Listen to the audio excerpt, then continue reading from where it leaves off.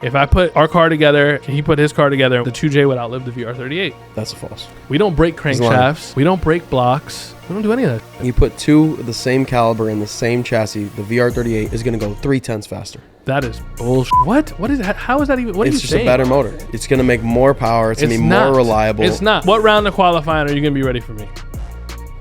Because I want to settle this before we get off camera. I want it locked in. Q1. First round of qualifying at FL2K, I'm going to beat the out of that car. The first round of qualifying.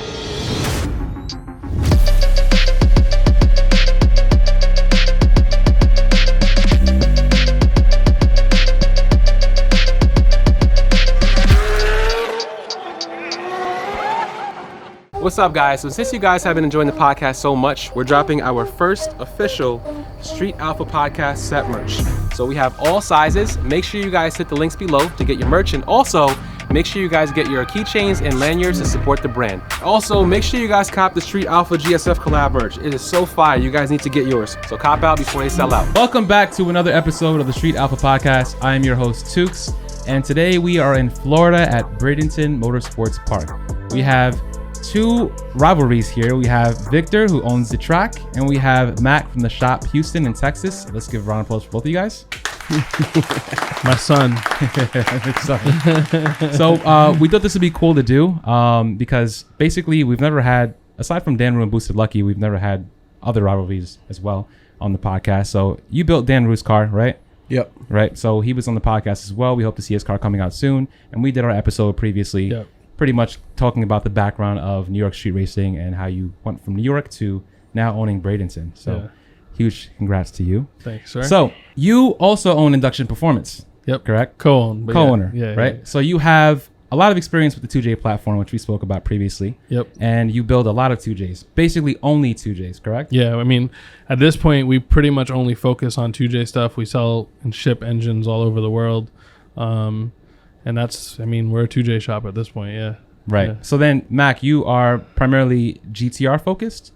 Or you do other platforms as well? I mean, we do a little bit of everything, to be honest, but our, primary specialty is the GTRs. The GTR. Yeah, so we do some V10 stuff, like we were talking about it yesterday. I think we do probably one V10 a month, turbo kit or a build, whatever. But primarily, day in, day out, it's GTRs. Even some of the older stuff, R32s, R33s.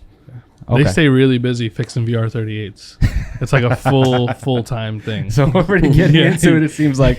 So I thought this would be cool as well because you guys can pretty much go into the kind of details of each platform and why you feel the 2J is better than the VR38 and why you feel the VR38 is better than the 2J. He doesn't really feel that the VR38 is better than the 2J. First things first, the one thing Victor has to know is it's okay to be wrong. Okay. It's hard. It's a hard pill for him to swallow. One of the guys that works at Induction actually was introduced me to that saying because it happens a lot. You can say whatever you want, but it's very easily proven wrong. And luckily, we're in the same class at FL2K, so we sit the same. We have the same turbo. This is the biggest rivalry of two people who have never raced each other. So you guys have never raced each other at all? No, every time my car comes out, Vic's car's broken. No, I've always been the craziest thing. I've always been kind of like a mentor. Like Mac's like my son, so I'm always the one helping him go fast. And I haven't raced that much in the last couple of years. That makes sense. When I started to race juniors when I was a kid, my dad put his car away for a long time. That's kind of what happened. But now with I'm Vic, back. But now I'm back. So yeah, our cars will be same class, and we've talked about racing for years. Yeah. And he actually ran from me at World Cup Finals one year when we brought Booger and we were supposed to race. He was nowhere to be. He was there, but like just in hiding. But now our cars will be on the same property, and I know people here, so I will shut this shit down. I brought my car to Florida last year for a month. Couldn't find Booger anywhere. They sold it. The car was sold. Next thing I know, it was posted up for sale. Because we had a new car coming. But listen, it doesn't matter. They had to build another car None just of that matters. to come out and race. I can arrange that we race at FL2K. I promise you. You may not like it, but I can arrange that we race at FL2K. I'm never not going to race, Now it's like apples to oranges, though, So FL2K is October 3rd to the 6th. If you guys are in Florida, you guys should definitely stop by. Yeah. I've never been to FL2K. I went to TX2K this year and World Cup last year. Yeah. So I'm pretty excited to see what FL2K has, for this year. But I think it'll be pretty similar to. I'm assuming it's like Texas 2K. Yeah, right? I mean it's very similar. So like I got the idea or the concept for the event from Right. TX2K. Right. Over the years, like you have to like cater to your demographic and the people that come to your event. So over the years, they've gotten a little different as far as like the classes and the culture a little bit. Like they focus a lot more on the roll race than we do. And our drag classes are slightly different, similar but different. But I mean, yeah, it's Florida's version of TX2K. That was the birth of it. Like when I wanted to do an event, I called Peter. I think I talked about it on the show. He spoke about like it. I called Peter Block and I was like, hey man, like I want to do it and I want to call it this, and we made an arrangement, we made a deal, and we did it. But yeah, it's I mean, really it's a lifestyle event. It's a party. Like you have a good time. It's a reunion of all the people you would normally see once a year at TX2K or at World Cup Finals. Imports, domestics, exotics, roll racing, drag racing, a lot of good vendors. Really, I mean, honestly, yeah, like our sponsor list is insane and like all really good, high quality companies, and they'll be all set up through here selling merch, selling products, and it's a cool time, man. Like it's a hard event to go to and not enjoy. My biggest thing every year is that I don't get to enjoy it as much because I'm working. Right. But I always wish that I could just come and be a spectator or be a racer here, and that's it. Yeah. So now you guys are going to be apparently racing in the same class with your cars? Yeah. Yeah, like he was saying, the Supra is in the Extreme 28s class. That's the class I'm racing with my car this year. Yeah. So our shop Supra.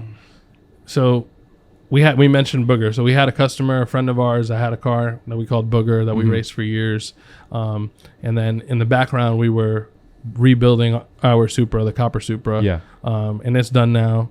And it's run well. We had some issues with it at the reunion, some electrical issues, so the car got completely rewired. And we're about to start testing it again now to get ready for FL2K. But I mean, they're very, now his car is rear wheel drive, turbo 400, rear wheel drive. So is ours, both on a 275 tire. I'm on an 88 millimeter turbo. I think you're on an 88 millimeter turbo. Yeah. I have a better engine. He's got a VR38. And we're going to see what's up. See what happens. He's got a 1,900 pound Pro Mod double frame rail car. We could go over the scales. I got stock That's not floors. the case. That's not the case. That is not the case at all. I mean, yeah, I think our car it's definitely lighter. That's a you problem, not a me problem. But I mean, at the end of the day, worst case, I just sell it like they did Booger and build another car to compete. You'll have to. You will sell it after FL2K. I would have sold the last one too. You'll have to sell it. But I mean, the class Extreme 28s is really cool because it's like a place for cars that used to run like our street car shootout or whatnot, and then like they start to get faster and faster and become less of a street car. We created this class as a place for them to go. Right. So like, our cars, if you were to look at them, they're like street style cars, right? Steel roof, steel quarters, they have doors. Like they look like his car looks like a GTR. Our car looks like a Supra. Yeah. You know what I mean? It's not some like stupid looking shit. So we needed a place for those cars to go. And I mean, it should be cars going from like 620 to 650 in the quarter mile, which is really cool.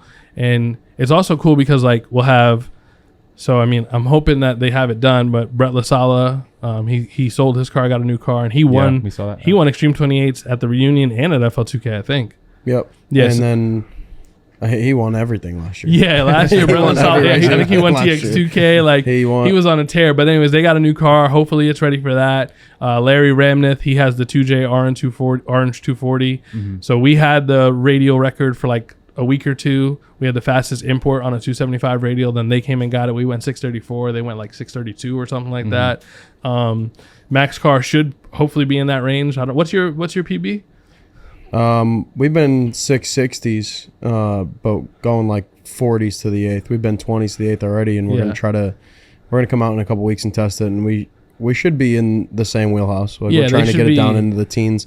I would love to see it go 4.0 something, but I think it can go in the teens pretty easily. Yeah, so that 8th mile will target like a 620, 630, something like that. So I mean, it's really, really, really good racing. It's going to come down to who makes the right call as a tuner, who cuts a better light, and who can go all the rounds. Because, I mean, no matter what, like, we joke and we kid, but at the end of the day, at that level, it's hard to race. Like, you're especially import stuff. You're going to break shit. It is what it is, right? So, like, you got to make it through hopefully 3 or 4 rounds of qualifying and then hopefully 3 or 4 rounds of eliminations. Especially racing to the quarter adds a whole nother thing on top of it. Like, if I make one good pass to the quarter, it's going to get me on the ladder, like, I'm not gonna probably run it again. You know, it's just like hard. You know, these big block cars and pro line cars and Hemi cars and stuff like that. Like they can go 70 runs and they adjust the valves and of course they have some failures. But it's like power per cubic inch. Like especially like our engine's a 3.2 liter. Yeah. Like, and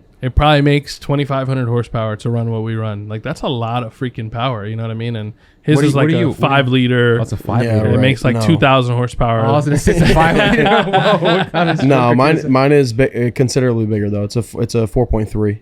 Okay.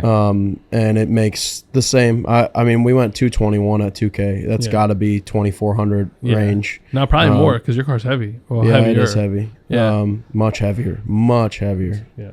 So what was the reason It'll for still run the the number, though. rear-wheel drive? Was it because CH400?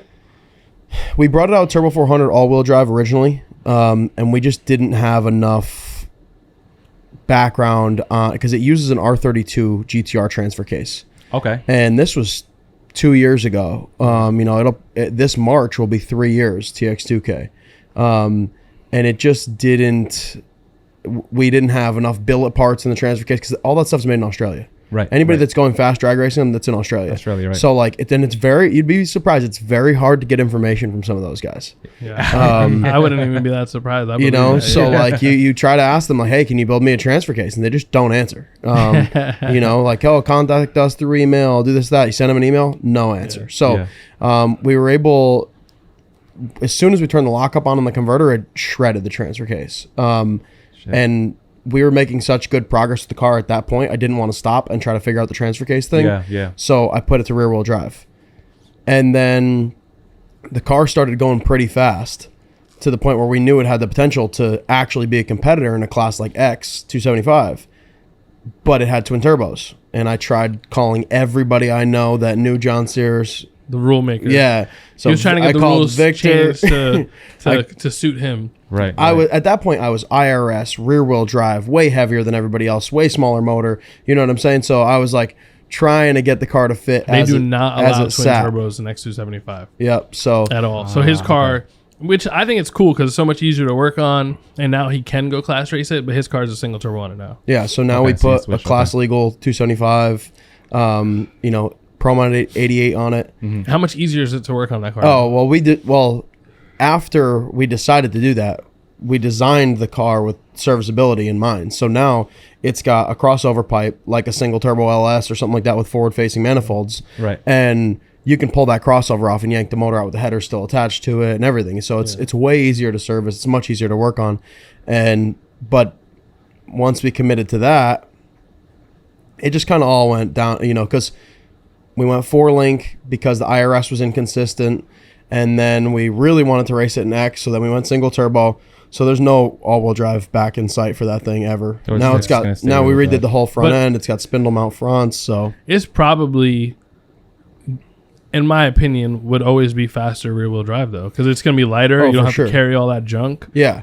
I used to love reliable. No prep racing and street racing and stuff like that, but I haven't done that in a couple of years. So all-wheel drive would be more ideal for no prep and street racing, correct? Yeah, but for like drag racing, on a good track like this, you're gonna get. I mean, I'm sure there's some people that can argue that an all-wheel drive car can, but even on the street, these small tire guys will 60-foot every GTR on the street, guaranteed. Yeah. That goes back to what you were saying too. They're gonna put the GTR's advantage on the street is nothing anywhere near the starting line because it's going to leave second almost every time unless you guess on the light, and it's going to leave like shit every single time. Yeah, but like the all-wheel it'll drive, put it all down out the back. They bounce around and do all kinds of dumb shit. And like the other thing is like you can't competitively race with the GR6 transmission because, like you said, you can't cut a light. Can't cut a light. You no can't matter bump what, in. You can't bump in. So you have to go in, hit the brake, hit the gas, get on the launch control. The guy next to you is already like done. He's ready to go. And if it's a pro tree, the tree already came down. Yeah. So now you have to wait for it to build boost, then let go of the brake. The dude is at like the 60-foot cone.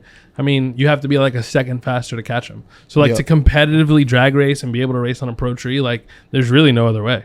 No, there's not.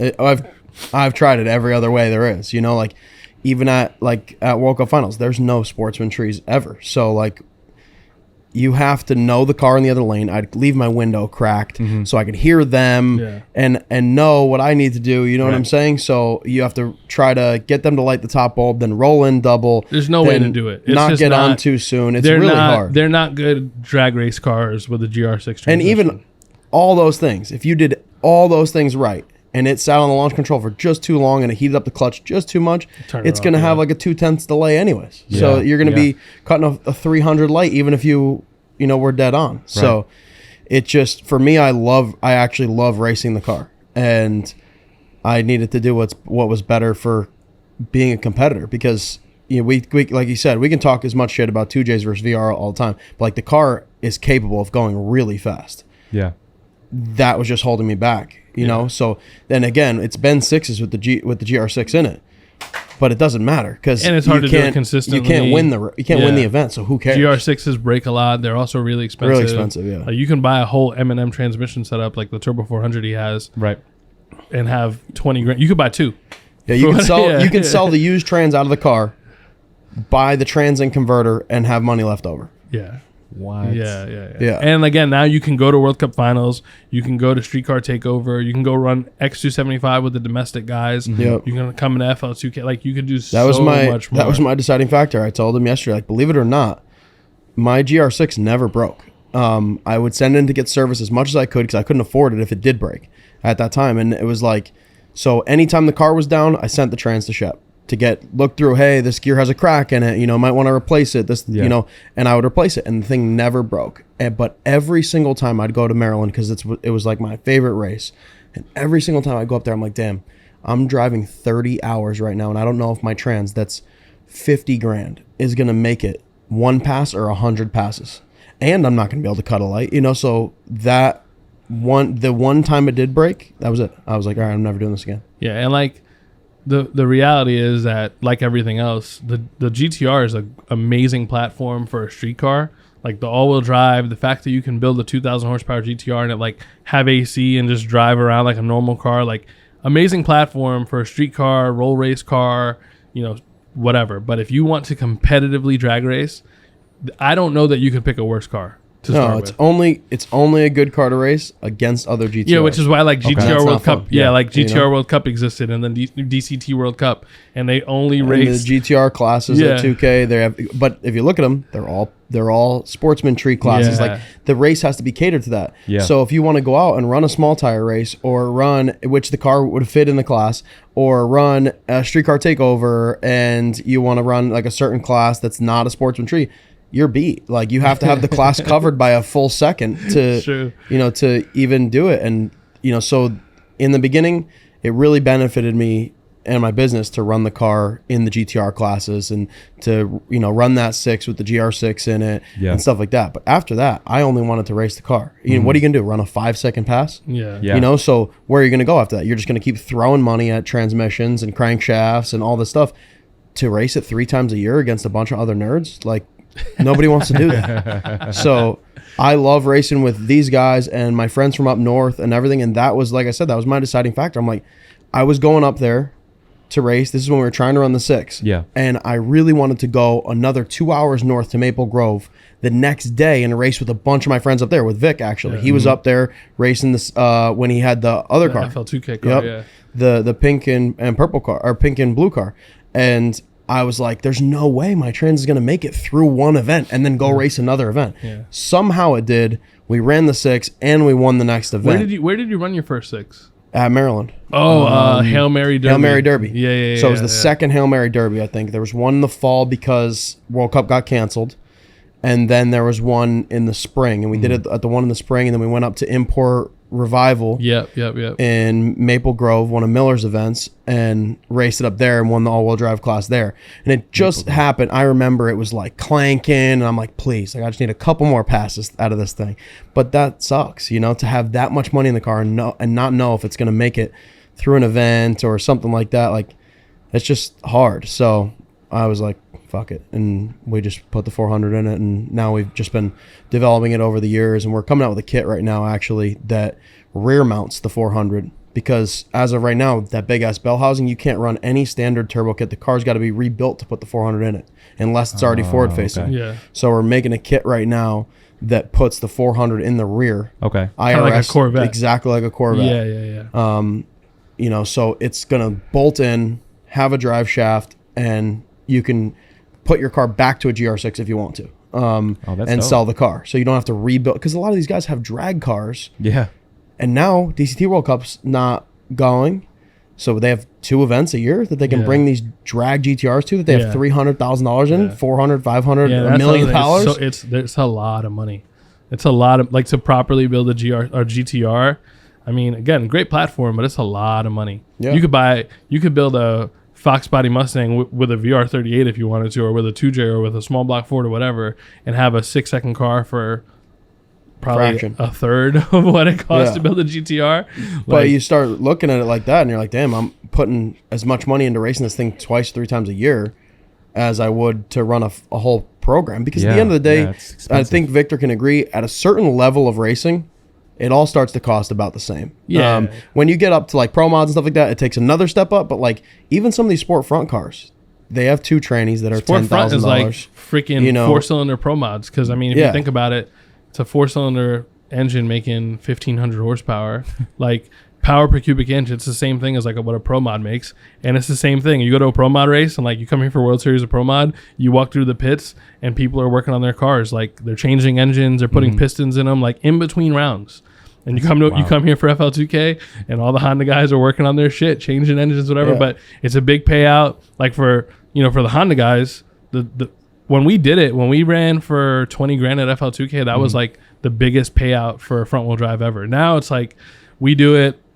World Cup is doing it this year. I think H-Day has done it now. Yeah. Now it's becoming more of the norm, but like that brings out the best competition. Yep. Somebody asked me the other day, hey, nobody wants to slow their car down. They want to run it hard and break it if they have to. You know what I mean? Yeah. What do you think about? But that's the thing. Another thing that we can touch on too is like nobody races for money, but the big payouts draw the competitors, so people come out to compete. But at the end of the day, like if it came down to splitting the pot or getting the trophy, I'm taking the trophy every single time.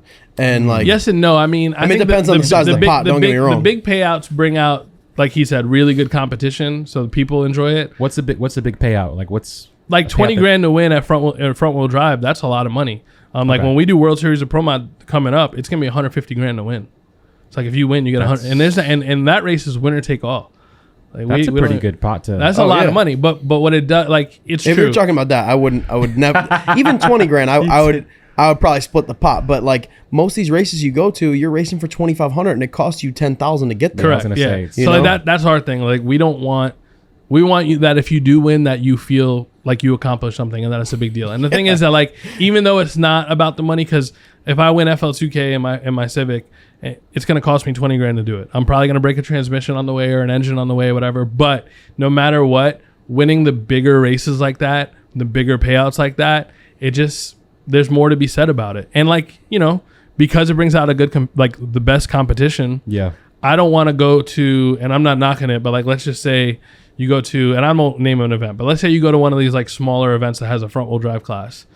If I show up and I go 790 and the next fastest car goes 840 and I win, I won't even post that on Facebook. Like, you know what I mean? Like that's not an accomplishment. But if I show up and I qualify with a 790 number like 8 and I go to the final and I win and I beat a bunch of gangsters to get there. Yeah. You guys you're gonna delete me off Facebook because I'm gonna be talking so much shit. You know what I'm saying? I'm gonna talk as much as I can. I'm gonna beat my chest and I'm gonna be proud of that win. So like TX2K, FL2K, World Cup finals, like for the street car guys, you win one of those, like you're a legend. You know what I'm saying? That's just what it is. Yeah. And we've created, and that's what all of the big promoters, what we want to do is create this stage and like this huge stage and have, the live feed and all the YouTube people here, like as many people as possible watching, because we want that when you win, you feel like you are like in the drag racing Hall of Fame. And if you don't feel that way, it's not even like, it's not that much fun. We all love to race. We all love to make passes in our cars, whatever. But saying you won, like having a World Cup, that's huge. And not a lot of people can say they have a cup. You know what I mean? Like that race has been going on for 25 years. Brett can. I know like 3 or 4, like I know a lot of people that race. I know 3 or 4 people that have a cup. You know what I mean? It's 25 years and there's multiple classes. So yeah, but anyways, not to get off subject, I think Extreme 28s, again, it's a good payout. Yeah. It's a class that's growing. Cars like Brett's car, Cletus ran it last year in Mullet. Larry ran it. Our Supra, which we made some noise at the beginning of the year with our car. When we were breaking records and chasing numbers and stuff like that. His car, I think it's going to have a lot of attention on it, and I think the competition is going to be fierce and spicy. Yeah. Yeah, we're going to do what we got to do to win. That guy Keith Rea, he was here at the reunion. He went to the final with Brett, and I think he went they both went 630s or something like that. 620, 630. That's that white SN95. But that guy Keith Rea, his car wheelied half track, and he had to pedal it, and otherwise he would have won. He finally would have beat somebody. Would have beat Brett. But yeah, it'll be cool too. The class is going to have a lot of different stuff. Yeah, it's 2Js. Last year there was VR38, S2000, yeah. two GTRs. The S2000 had a 2J. No, that S2000 had a K. K series. Now it's an LS, and I think he might come. Eric Jarvis, he has a twin turbo LS. Had a K series in it. Yeah, and it was fast. It went 720s or something like that, 740s. But it's a class that's gonna be really fast, and you're not just watching the same 10 cars go down the track over and over and over. To me, even front wheel drive, this year we're not calling it XFWD or whatever. We're using the rules from Chris Miller's race and Maple Grove, so it's X Street. So we have MR2 that signed up. We have that. There's a pickup truck with a K series rear wheel drive. So a little bit of diversity, because my opinion, and if I'm in the stands and I'm watching a race, seeing GT, when I'm at TX2K, I hate watching the GTRs race. Because they race each other. He's a fucking hater. That's why. No, bro. It sucks. It's not. All right, but he'll watch 400 Civics. It's not entertaining. They can't even do a burnout half the time. I just said it. I would prefer to see Civics racing other cars, and I think the people in the stands would too. You know what I mean? That's just more. The diversity is more entertaining. Yeah, that's why the stick shift class is one of the most fun classes to watch too. Because you'll get an S10 versus a fucking Viper versus dude, it's anything. Sick. 240 with a 2J. Yeah. Joel Granis with the Supra, you get Grubworm, you get Cletus with no body, or now he's gonna have that top fuel body on the car. Stick shift. Eagle body. Stick shift is actually a perfect way to get to my point. Diversity in drag racing is the coolest part of it. Not knowing who's gonna win, and the when it's predictable, it's not fun. Yeah, it's not fun at all. And the reason that this kind of racing, in my opinion, is more fun. Not more fun, but is more challenging and more appealing to a true competitor than street racing. Yeah, is because there's no bullshit. It's not, oh, he left first. Oh, there's none of that. If that win light down there comes on and it says win on your time slip, you won. That's it. Over. You know what I mean? The only time that bullshit happens is when the roll racing happens. Yeah, which is also not real racing. You know what I mean? So this is FL2K is real. This is real competitive drag racing in every class. Our street car class, front wheel drive class, stick shift class. Our stick shift class has the biggest payout of any stick shift class that's ever happened. We're doing 20 grand to win this year. I think a lot of people are starting to follow suit with that too, which is a huge thing for drag racing in general. Yeah. Somebody hit me up a couple months ago. Hey, I'm doing this event, whatever. I said, just advertise a huge payout. Yeah, guaranteed 10,000. I agree. Yeah. And it's in the Northeast, and I said guaranteed 10,000. That's going to bring all your small tire guys out. Yeah. 10,000 to win small tire. All those guys are going to put their radials on and come out to the track. If I had to say one thing that I was a part of, or one thing that I've done in my time in the drag racing industry that I'm most proud of, it's driving payouts up. Because I don't care. I mean, it may sound arrogant, but when I started. And I started paying people, paying classes the way that I did. Everybody else started to follow suit. When I went on Facebook a couple times and started getting on people about guaranteed payouts, everybody else started advertising guaranteed payouts. But at Bradenton, I stand on this shit. If I say that it's 10 grand to win and one car shows up, I'm giving that man his 10 grand. That's just what it is. But because of that, I get the support that I do. Yep. I mean, when we had COVID, we did a race here, the reunion. We had...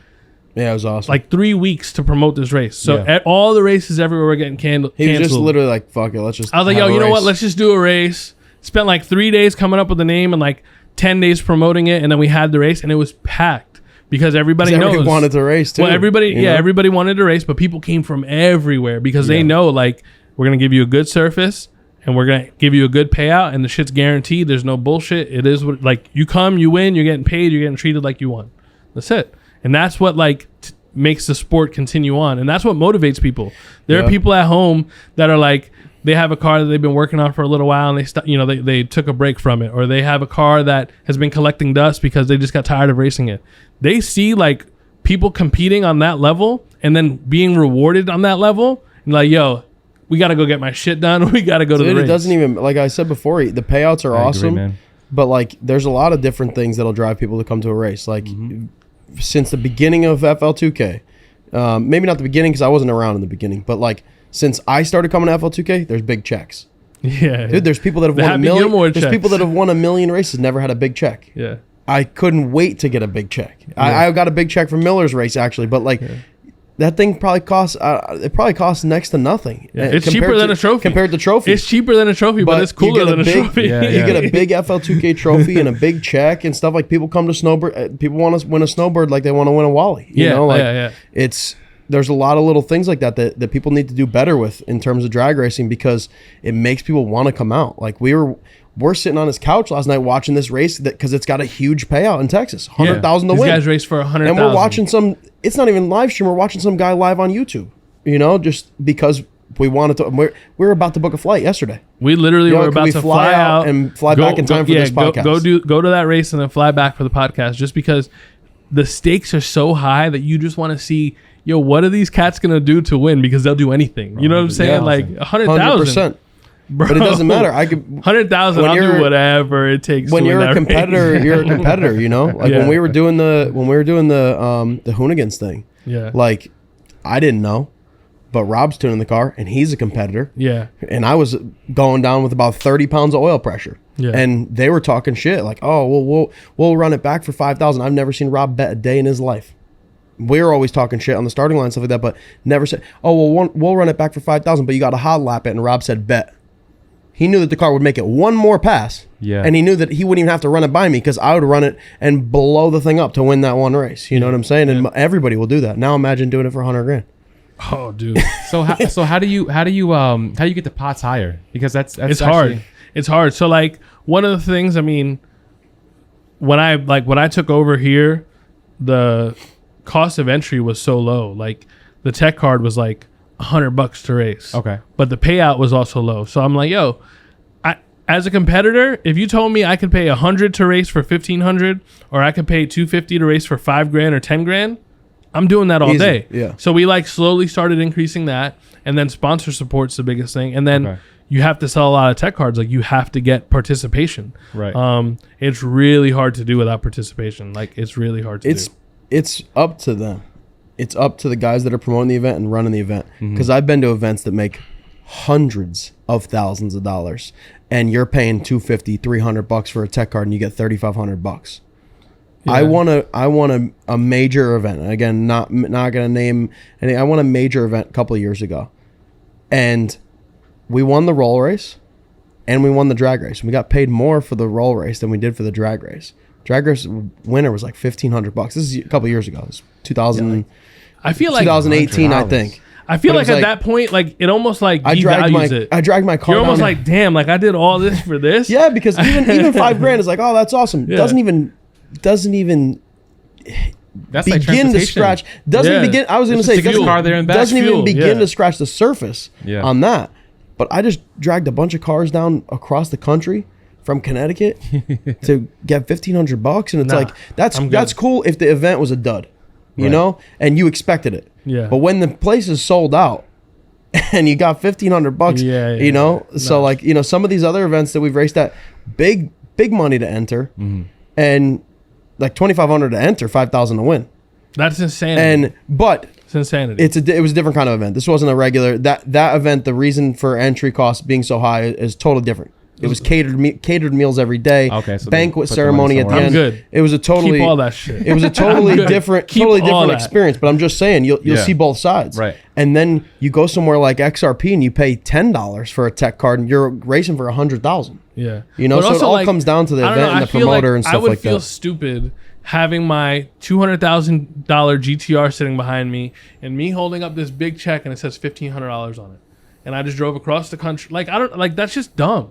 That is fucking dumb. That is Like, crazy, yo, that's man. It is wild. crazy. Like, you know what I mean? And like, so I've always said, I feel like I have an unfair advantage when it comes to like promoting races and stuff, because I look at it from a competitor standpoint, because I'm a competitor. You know, I look at it like that. I look at it as a shop, you know, sponsor standpoint. Like when I sponsor an event, what I look at when I sponsor an event isn't even always the return on investment. If I'm giving you $5,000 to sponsor X275 and the payout's $5,000, we have a problem, because where's all the tech card money going? And there's 2 sponsors on the class. So it's Induction Performance and the Shop Houston X275. So we gave you $10,000.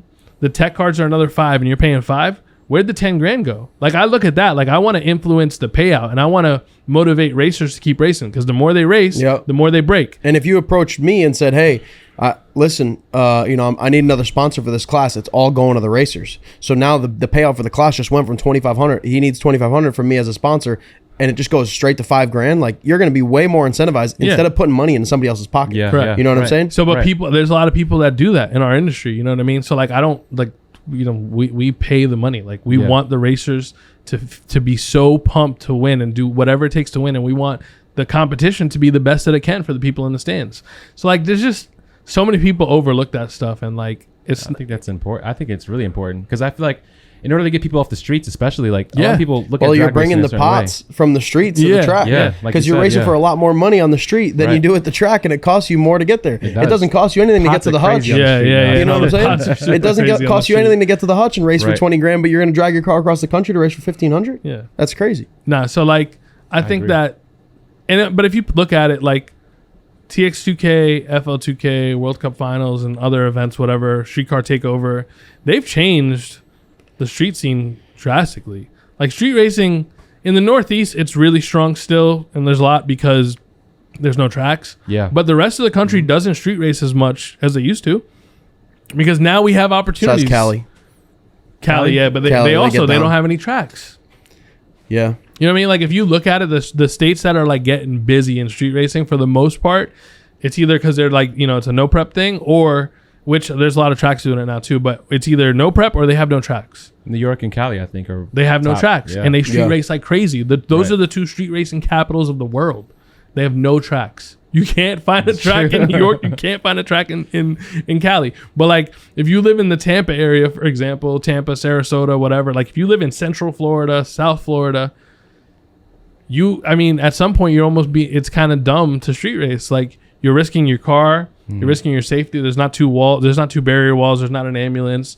You're risking so much when we have a test and tune every week. Orlando Speed World has a test and tune every week. We have events all the time. They have events all the time. Like, there's so many options. Yeah. So the street racing in Florida is not anything like what it is, you know, in the Northeast at all.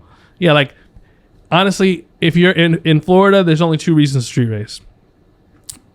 You want to roll race, or your shit is slow and you need some sort of advantage to race this. Like, you know what I'm saying? Because that's the truth. Yeah. Like, I grew up in this. So in New York, when I was coming up, people would call people out, and they knew that at the track, this dude goes 1150s and I go 1250s. But you know what? I'm going to leave before him. I'm going to ask him for a car. You know, we talked about this. I'm going to do whatever it takes to win. And like, I'm going to make it a race that I feel that I have a chance to win. You can't do that. You can't play that game here. You're gonna stage, the tree's gonna come down, or you're gonna go. I don't know. We did see that guy go red that was staging with the back tire yesterday. That was a little crazy. I mean, but that's my point. Like, you have to get it. You have to earn it. Like, this is there's no cheating this shit. You have to win. You have to earn it. So that's real competitors, real racing, and that is what has taken the sport to where it's at, and that's what's driven the payouts out and driven so many people that we know, myself included, that had cars that were street cars, street race cars, and like, we used to street race, and we've grown into race cars. You know what I mean? Like, and we want to race here, and we need the prep to race here. Like, you know what I mean? Like, that is why you're seeing this segment of racing, like the GTRs, the Supras, and all these cars doing more track racing, seeing more events, and you're seeing higher payouts, and it's only going to get better from here. We just got to keep pushing it. This episode of the Street Alpha Podcast is brought to you by Race Motive. Bring your car from the streets to the track at Race Motive Racing events in 2024. From Pocono Raceway, Maryland International Raceway, New Jersey Motorsports Park, and new this year, Maple Grove Raceway, Race Motive brings you top-tier roll racing events. Their Olympic-style grading system ensures precise measurements for fair competition. From the high-friction NASCAR surface at Pocono to fully prepped drag strips, every race promises excitement and fairness. So bring yourself and your car and use Street Alpha Pod for 10% off all tickets, whether you spectate or race at racemotive.com. Don't miss your chance to race with the best. How else can we get people to the track? Because drag racing kind of has this, I guess it's more of a social media thing, but I feel like drag racing kind of has this, like, it's not a bad thing, but people just aren't really interested in it. They feel like street racing is much more exciting, much more. But I think watch, that's the thing. I think that's the thing though. Like again, depends where you're at. Like in the Northeast, I would agree with you 100%, and that you're gonna see more people from the Northeast commenting that. You know what I'm saying? Like because that's where you're from. But no, the track is intimidating. Like your first time going to a track is intimidating. The rules of the track are intimidating. Like, you know, if I had a Supra that made 1,200 horsepower and it was like a true street car, I don't want to put a roll cage in it. You know what I'm saying? But I can't come out here. They're going to kick me out. You know what I mean? Yeah. We used to go to Englishtown and like you'd get one run and they get the fuck out of here. Don't come back. You know what I'm saying? Like Echo used to depend on the day. Sometimes you could run a 740 with a lap belt. And then the next day, you know, you couldn't run nines without a roll cage. The rules are extremely intimidating and also kind of deter you, but that's gotten better. Like now, the newer cars, you can go like what, 990s? Yeah, you can go 990s before you need a cage in a lot of the newer cars. Yeah, back then it was 1290s or something like that. Dude, so literally any car, bro. Any car after, you know, like stock Z06, stock ZR1. Yeah, like cars that came from the factory, like they don't even want to bring them because they get kicked out. It got to the point that the cars were getting so fast from the factory, but they were also getting safer. Like you have freaking airbags in your pillars and this and that. So they had to look at that and do something because you could buy a car, you could buy a Tesla Plaid and not race it because you would get kicked out. You know what I mean? Like that don't make sense. So that's getting better. And I think just educating people like of what we really do, because if you don't know, it's so different. Like the culture here is different, the format here is different, and it's intimidating. If you don't actually understand it, I could see it being like a turnoff. You know what I mean? Yeah, but what he said is right, because up there it's different. I'm from up there. He's from up there too, but you know, he left a lot sooner than I did. But there's no events that bring people out. Yeah, none. That's true. Yeah. When was the last time you went to Lebanon Valley and the stands were packed? The night of fire once a year from just locals wanting to see fireworks and you know what I'm saying? Like, and that sucks to say because that was my home track for a long time, and I love that track. But like, there's nobody like Vic out there promoting stuff and pushing stuff and having these events. You think his first year FL2K was super successful and he made a bunch of money? He probably lost. I don't know this for a fact, but he probably lost money the first year. You know, like I did well, but I mean, it was hard. It was very hard, and I also just got lucky that I like had a good following and did it. But like, give you an example, I saw a flyer the other day for the first FL2K in 2013. Yeah, the payout for the entire event was $9,000 for every class combined. Okay, we have probably 6 classes that pay more than that if you win. You know what I mean? Now this year, you know what I mean? Like the payout's 150 grand, more than 150 grand. But that's from, you know, it's hard. I needed people to come when it was 9,000. It was very, very hard. If people had not shown up when the payout was 9,000, I never would have gotten here. Right. So you have to figure out what the demand is or what the way is to attract people to support it and to get into it. And people, I mean, there's a responsibility that like us car owners and us racers have of supporting the right, you know, drag races and the right races and the right promoters. But you know, you can only do it for so long. If I would have kept the payout at 9,000, FL2K also never would have grown into what it was. You know what I mean? Over the years, I always increased the payouts when I could. I changed the rules up to make it more welcoming for people and make the competition better. But I'm paying attention to that stuff. A lot of these people don't. They just look at the stands like, all right, we made how much money? You know what I mean? Like, I put the competition before everything else, because I always say this and I can't say it enough. This is like coming to like a Broadway show. And the people that race, they're the paid actors. But in drag racing, you're not paid. The only way you're paid is if you win. But at least if you win, you get something decent. Yeah. But like without the racers, we have no show. Literally think about it. If you own a drag strip, I'm charging you 20 or 30 bucks to get in here. What am I offering you? An opportunity to watch these guys race. So like you got to take care of them. You got to make the competition good. You got to make the rules right. You got to make the payouts right, or you literally have nothing. They stop coming, and you're gonna have a war. These people that paid to watch a race and they got nothing to race, it's not gonna be good. But again, just people don't pay. Ruthless too. People don't. People don't pay attention. You know, to like that. if it rains, the worst event in the world, it's like, how the fuck was he supposed to control the rain? You know, but so you gotta be careful about stuff like that. But like you said, I think it's just, and thinking more about the big payouts, it's not even about the big payouts. Like I said, it's more, but it's because it's a big prize. You know, it's, it's 10,000 to win, but. It's not about the dollar figure. It's about that it's a large thing to win, and you got more people competing against. I would agree with that. Like I could say that we're going to give away a Corvette to a brand new Corvette to the winner of World Series of Pro Mod, and they would still all show up. You know what I mean? Because like, yo, we went to this race and we won a brand new Corvette. Like that's cool. You know what I mean? So you need the competitor to engage and to be like wanting to share it on Facebook and talk about it and be like, yo, we're coming to win this $100,000 because more people are going to see it. Like until you get to that point, like drag racing the events will always suck, you know, but we got to do something in the Northeast. The Northeast needs saved. Yeah.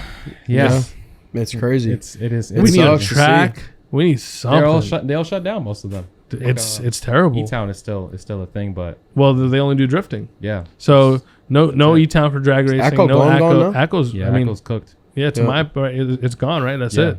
I remember they canceled it in the middle, a couple days before an event. No, they finished. I think it was like Pan Am's or something, and then like the Tuesday after, they were like, "We're done." Yeah, but there's another event coming up the next week, I think. There was, and they were like, but literally like they had Pan Am's, and then they like 2 days later like, "Thanks for coming to the last Pan Am's ever." Yeah, it's kind of out of nowhere. It's kind of random. Yeah. What? That's crazy. So you were speaking on basically like, you know, having the racers be like the show basically. Yeah. Right? So you guys will be at FL2K racing both of your cars. Where do you guys think you guys are going to sit at against each other? Well, Vic will never sit next to me. We've already determined that. He sold one car. Now he's going to race a Civic You instead. talking all that stuff. We could set something up right now on here. And everybody can see it. We could lock something in for first round of qualifying, second round of qualifying, third round of qualifying, whatever you want to do. All I'm saying is I've never seen him in the car. All right. So this is. Oh man. So Tukes, this is the deal. He's got I always drove my car, but I have the Civic that races in front wheel drive one time for I 20 actually grand. offered to pay for his fuel to come to TX2K, and he still Stop turned it. around. Let He me was halfway finish- there, and my car got oil pressure. Let he me turned finish. around. Let me finish what I'm saying. Front wheel drive is 20 grand to win. I'm coming off of a win at the reunion, and I am the only person in my camp that I will let drive my car, that I know could drive my car well. Like the front wheel drive car is really different to drive. It's difficult. Like you could be a great driver. I can't just throw you the keys to this car. So I have to drive it. I don't like driving two cars in an event. I feel like it's just way too easy to make a mistake. But I will make an exception for him, and I will fuck him up in qualifying for whatever he wants to do. But it's very simple. I mean, so hopefully the from a promoter standpoint, the rule should be that we're very close, that the competition is very close. And I think that if he gets his shit together, because he's still behind, but if he could catch up and it could be close. But there's no shot. We're going to beat the shit out of him anytime he lines up with us. That's it. Yeah, I think it would be a drag race. I think I would leave the starting line first for sure. You're just talking about it. I'd put more on that. Tukes, I've not made a pass in the Supra since it came back out. Yeah. I will lock in right now to race this man at FL2K. I've not made a pass in the car. I've not done a burnout in the car. And I'll lock in right now to race this man at FL2K. But he won't do that because he knows what time it is. I'll lock it for sure. I don't even care. So like right now, I'm just gonna be honest. Okay. He's shook. I'm He's out. scared. No, not at all. I'm outgunned, but I'm not scared. Why do you feel like you're outgunned? Don't put this little excuse in there that you're outgunned. I'm not saying making an excuse at all. I'm just saying that car is a good car. Like that car is very well set up. Like if I was to do my car over, aside from ever putting a 2JZ anywhere near it, I would build it more like that car. We just talked about it on our way here. I have another roof and quarters. Like had I known the car was going to be what it is now, I would have Yeah. done some things differently. You know what I'm saying? I would And I have built respect it. that. And that was literally why we built the car the way that we built it. Yeah, because they saw my car last year. They sold the last one. And they were like, we got to do something way different to beat this guy. I offered to whoop you and Booger so many times, and those cars brought the car sat here. the same. I brought the sold car the here. car. Where even sold yet. Do you remember? It wasn't even do you sold yet. I remember? brought the made car a post all the way to Florida. I made a post on What? Facebook. So- I think this man blocked me for a couple days because we were in the lanes. I posted a picture of the car in the lanes, and I could not find this man anywhere They at put World a Cup. smaller turbo on it at World Cup so they could be out of my class. That's not true either. That's not true either. They Anyways, went down listen, to Street Fighter or something like that so they wouldn't have to be anywhere near me, listen. The 2J, which is understandable. it's not even fair for me to say this because I still had a GR6 and he was scared. He's only gone 660s. We've been 630s. It's not even fair for me to be attacking him. That was your last preview, like 6. Yeah, we went 669 or something. Again, I'm not an excuse maker at all. This is 100% on us. You know, like we've never spent the time to really get the car dialed in. You know, so we ran it to the 8th here a couple times, went pretty fast. Car was still wheeling and stuff like that. And then we went and we took it race street car takeover. Then we went and took it and raced it to the quarter at TX2K. We've never actually just sat here and then we changed turbo sizes. Then the turbos were surging. You know what I'm saying? So like the car's never been really gone through. It's still kind of a little inconsistent. I'm not gonna lie. Like, but I mean, to be fair, and I agree with everything he's saying, our car doesn't have 15 passes on it. oh yeah, no doubt. But like like I said before, when we first started going, it was making so much progress so fast. Like it went 430s Yeah, almost 2 years ago. Yeah. You know what I'm saying? But with just a lot of stuff going on, I never actually just sat there and really got the car dialed in for the setup that it has. That's why I didn't change anything for this year. You got like 30 days I'm bringing it. to get your shit right. Oh, it'll be there. But there's got to be some sort of stakes because I'm so sick and tired of you talking all this bullshit about these junk ass VR38s. There's got to be some sort of stakes. I'm gonna f you up. I'm gonna give you what you want. But what are the stakes? Like you got to get a 2JZ tattoo or something. I'm sick. All of right, it. as long as he's not trying to buy himself out of the race. For the record, I was a 2J guy. I still have a Supra. He's sending you still have Supra. his Supra to us to put it together. Oh, No, man. stop. You And know? he knows better. We talked about this It's yesterday. a great car to make 900 horsepower. Okay. You know? How long does That's about it. real quick, how long does a VR38 crankshaft last at 2,000 horsepower? Depends. I've had one last 3 years, but usually about a Passes. year. You got about a year. How many passes? I don't know. That's a billet crank? Yeah, it's hit or miss. Junk. Them shits break. They Junk. break no matter what. Like I don't care what anybody says. They can come out here and say because It's too, like a service item. There's plenty of You get like 5 oil changes and then a crankshaft. there's plenty fucking of guys junk. that'll go and say, oh, I've had 5 years on my crank. Yeah, so have I, buddy. You know, but competitively racing the car with a lockup, with a now at this point, the trans used to be the weak point, and now once you have all this The engine's gangster the weak shit point. around it, just like a 2J, engine. the engine's a weak point on a car at that level. You know what I'm saying? They're not going to break that M&M before they blow a head gasket in that junk ass motor. Guaranteed. He can't even sit here and say that's not true. I mean, so Tell me that your head gasket's going to last longer than your Turbo 400. we haven't blown a Lie head to the gasket people. yet. We haven't blown a head gasket. Yeah, because you only have 15 passes on it. Nah, we could get probably 50 passes out of a head gasket. 50, he's lying.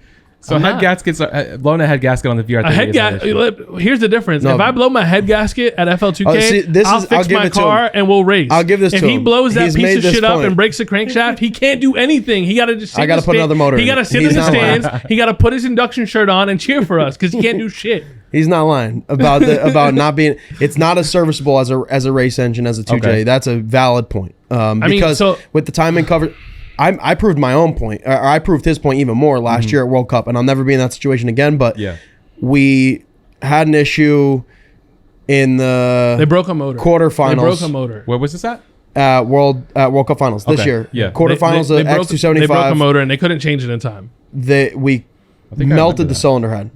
Turned on the second kit of nitrous. Didn't add the fuel for it. Huge fuck up. Burnt the motor. I had a spare in the trailer.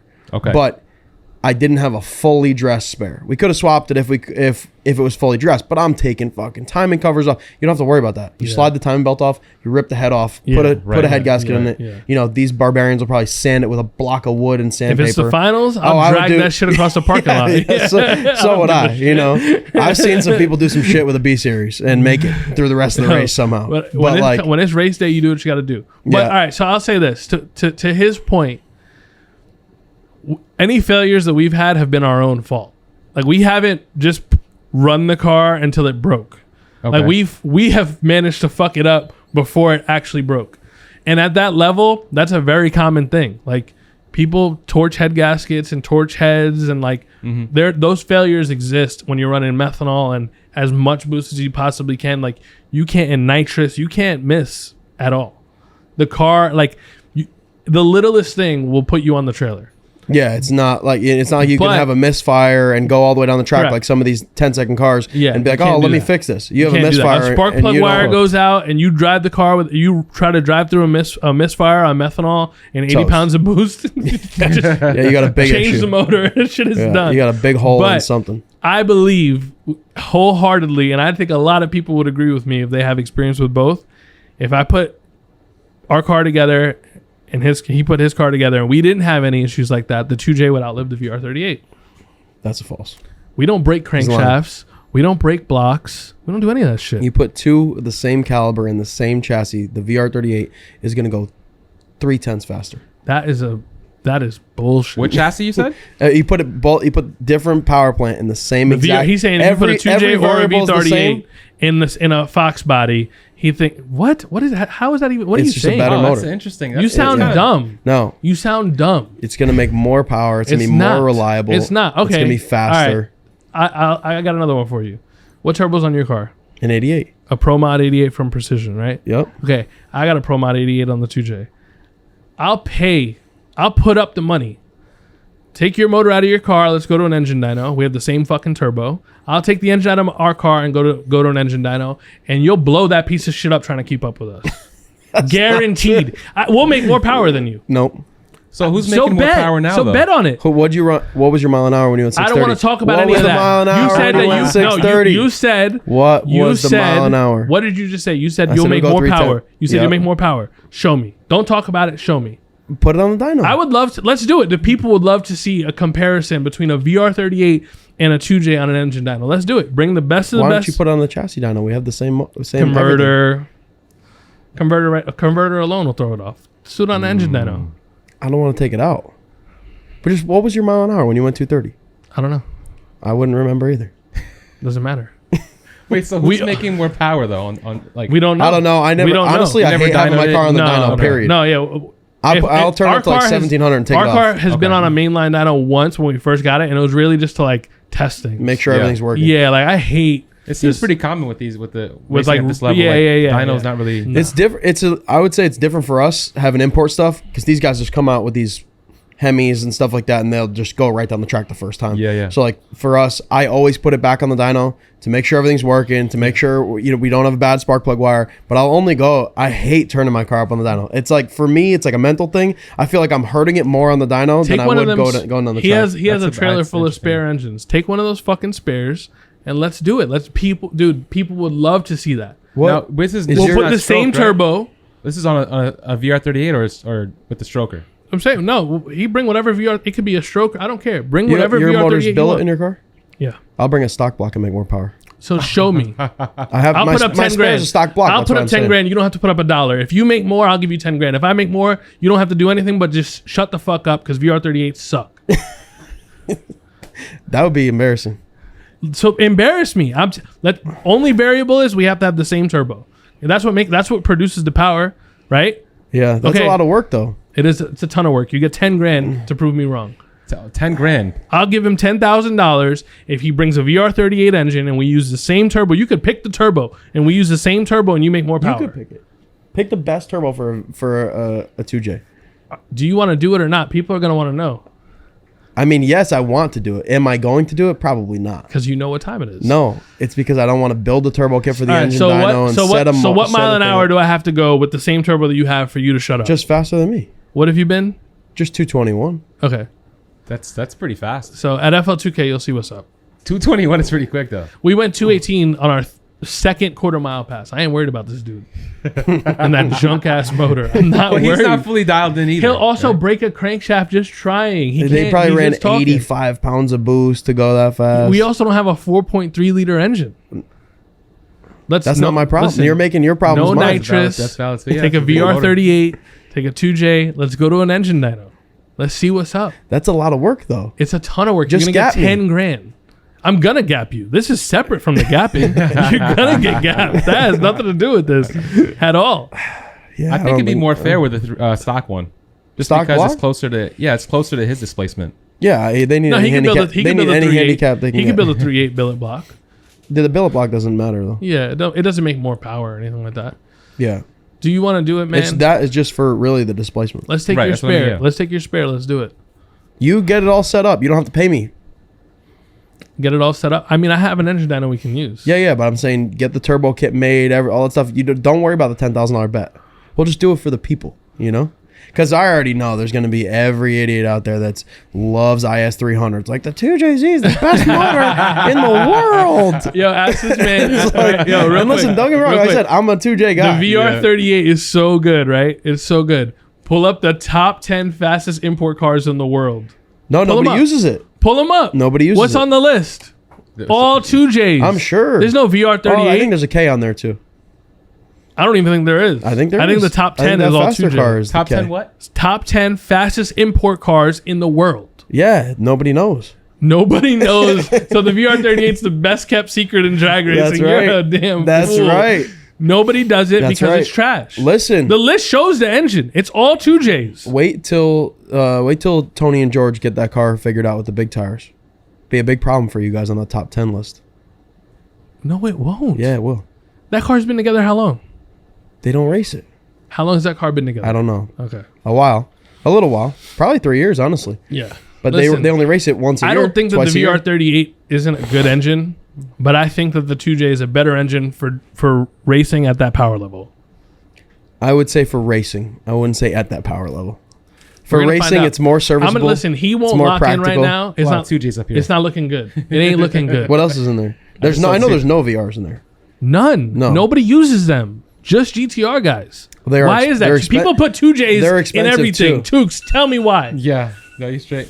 He's straight. People They're put 2Js in everything. They're expensive as hell. That's probably the A biggest. billet 2J is expensive too. Oh yeah, I know, but I'm just saying, like, being expensive, not being serviceable, Not being reliable. It's not worth it. We already It's not had worth the this. investment. We had this discussion a while ago, which he's right in most of because I could build the most reliable VR in the world, and you can't control who tunes it. You can't control what they do to it. You can't control how they service it. I'm gonna let you know? control everything. We're gonna do this. No. I'm not gonna. He won't lock in right now. I'm gonna get him on an engine. I'm down. saying in terms of competitive drag racing, if I'm the engine builder, you know what I'm saying? I could build the best motor in the world. These guys are still going to want to fuck with it themselves. And you can't control what everybody does. You can't control how they do it. You can't control tuners. So, like, in terms of being practical for competitive drag racing, obviously the 2Js is, superior. Right. Because you can get parts anywhere. You can go. It doesn't break your bank account to keep them running. The head gaskets don't cost that much. So when you use 10 of them a season, it's not that big of a deal. Listen, But what for real, what round of qualifying are you gonna be ready for me? Because I want to Q1. settle this before we get off camera. I want it locked in. Why qualifying? Isn't there a testing day before? No, let's do. I want the stand. I want. Oh, there to be you people in want the stands. car tested, I want ready to go. No, I want the stands to be full. I want people to see. Are they gonna be full Q1?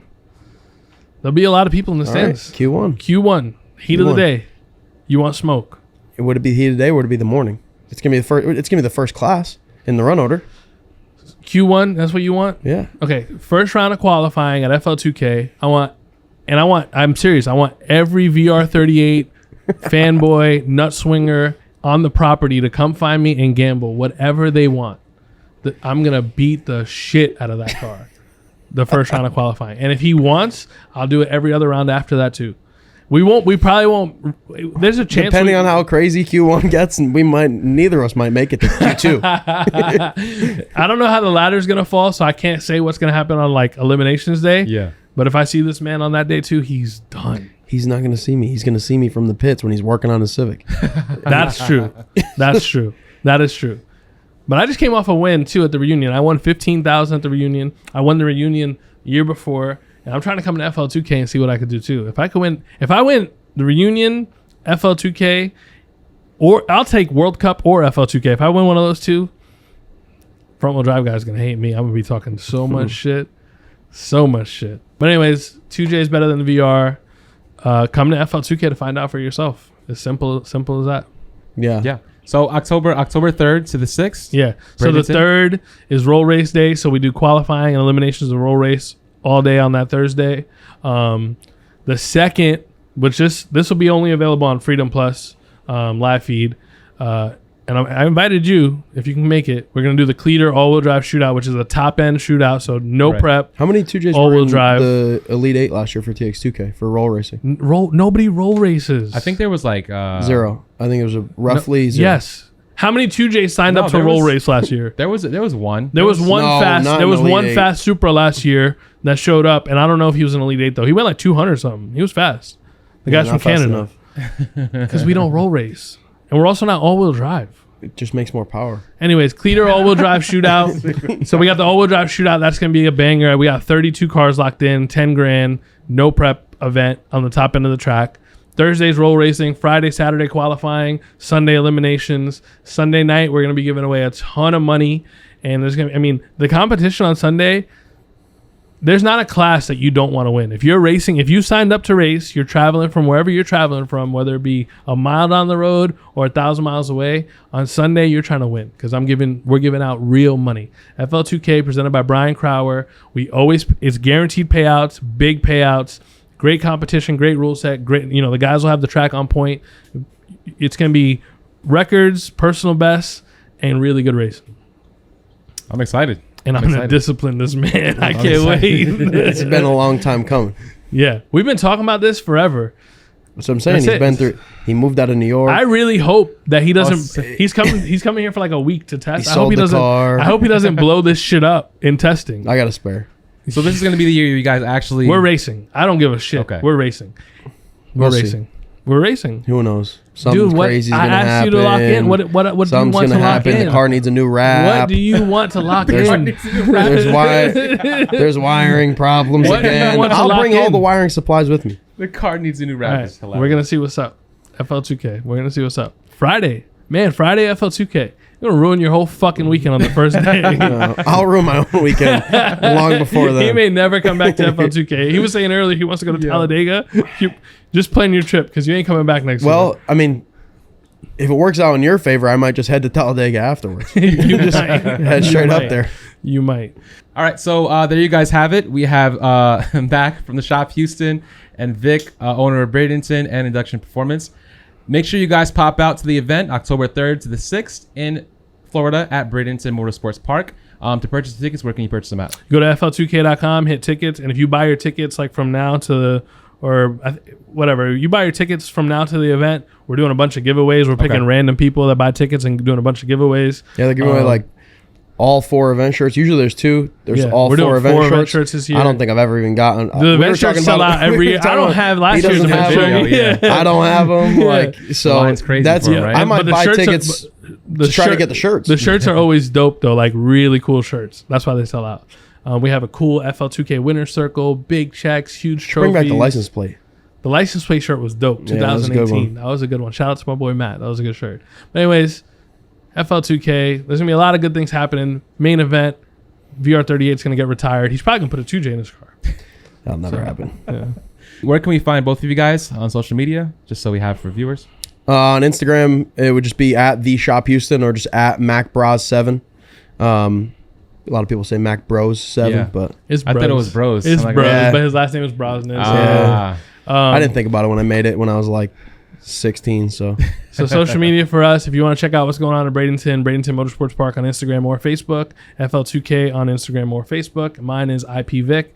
If you want to check out what we're doing at the shop, Induction Performance, we always got a bunch of cool builds coming out, new parts and tons of parts in stock. Check us out. yeah, come out, check us out, say what's up, bring your kids. Yeah, when you come out here, man, I always say this. I can't stress it enough. You see me, you see Mac, you see Tukes. Come up, say what's up. Like we want to interact with you guys. Like that is the fun of this. Like, oh, I saw you on this, or I saw you on that. Like, come meet us, introduce yourself, talk to us, and let's just continue to like grow our sport. Whether it's a roll race event, a drag race event, a car show, like let's just continue to grow the sport, man. This shit is so cool. It's a family. Like The best part, if you ask any real car person that's been doing this for a long time, the best part about cars in general is the relationships and the friends and the people you meet along the way. So be a part of that. Even if you're just a fan, come say what's up. I agree. I was just telling you that before. I wanted to interview Mac at World Cup, and I was scared to kind of go up to his booth. Nah, man, come say what's up. Like, unless I'm under a car, it's honestly, oil, unless I'm helping Mac fix his VR38, like, come say what's up. Yeah, so don't be scared, guys. Just go say what's up. It's not no, it's true though. You know, a lot of people are like, oh, like you see him kind of hanging around a little bit, come say what's up. And then it takes him a minute, and then, hey, can we get a picture? Of course, you know what I'm saying, like that, because we were talking about this yesterday too. Media guys, fans, like those people help grow the sport too. Yeah, you know, like a ton. You know, like somebody comes here and they post that they're at FL2K and their aunt and uncle might be down the road and come see it, or you know, like we're putting more eyes on what we do, and that's like super important for all of us to continue to grow. Yeah, dude, people ask if their kid can get a picture. You know, I'll get out of the car. You can sit in it and take a picture. You know what I'm saying? That's a huge thing for us. I wouldn't be friends with this bozo dummy VR38 dude if it wasn't for this stuff. You know what I mean? So like, it's true. So come say what's up. Yeah, building relationships with people. So that's cool. That's cool. But I appreciate you guys. Thank you so much for making this happen. Yes, sir. Mac's got to catch a flight, so we got to make sure we we got to go. Make sure you guys pop out to the event. We will all be there. And also make sure you comment below who you think is going to win. Is it going to be Victor or is it going to be Mac? Don't look at the comments. I already told you. I already told you guys. You're going to have everybody from New York. It's got a S14 with a 2J. Just stay a couple days off of IG. You'll be all right. so you guys can let us know down below in the comments. And if you guys are watching, make sure you guys hit that like button. Also, make sure you subscribe and make sure you guys listening on all streaming platforms. Until next time, guys, make sure you guys pop out to FL2K 2024. We'll catch you on the next one. Peace. Leaving that starting line first. Don't forget about that. You ain't doing shit.